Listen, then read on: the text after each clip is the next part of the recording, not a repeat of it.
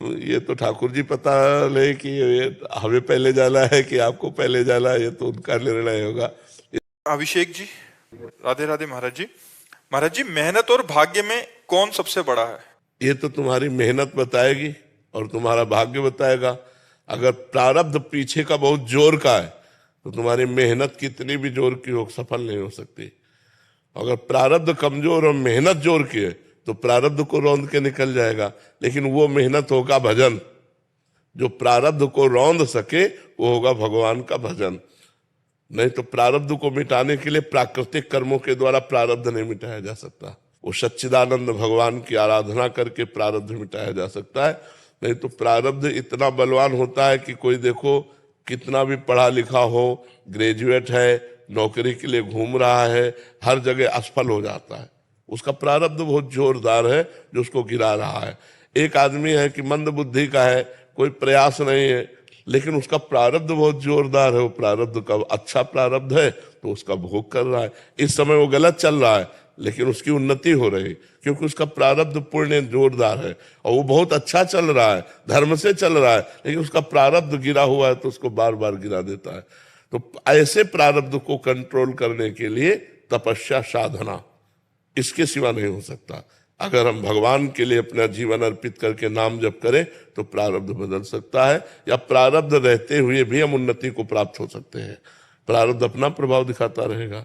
जैसे दोनों kidney fail है लेकिन हमें आनंद है क्योंकि हम भगवान की शरण में हैं, भगवान का नाम जप करते हैं, तो हमें कोई इसकी चिंता नहीं। तो हमारी जो आर्थिक व्यवस्था चाहिए वो भी हो रही है, जो परमार्थिक चाहिए वो भी हो रही, तो हमें कोई चिंता नहीं है। महाराज जी, हम ये चाहते हैं कि हम कभी भी अगर खत्म भी हो जाए, मतलब मेरी मृत्यु हो जाए, तो हम ये चाहते हैं कि आप उससे बहुत ज्यादा साल तक जियो, लेकिन आप ना पहले जाएं। आप ये तो ठाकुर जी पता ले कि ये हमें पहले जाना है कि आपको पहले जाना है, ये तो उनका निर्णय होगा। इस पे आपकी सद्भावना है पर इस पर फाइनल नहीं कहा जा सकता। सुनो भरत भावी प्रबल, भावी माने वही प्रारब्ध। सुनो भरत भावी प्रबल, बिलख कहो मुनिनाथ, हानि लाभ जीवन मरण जस अपजस विधि हाथ। ये उनके हाथ में है कि वो कब कहाँ किसका कैसा। पर हमें लगता है कि आप बहुत पवित्र हृदय के हैं।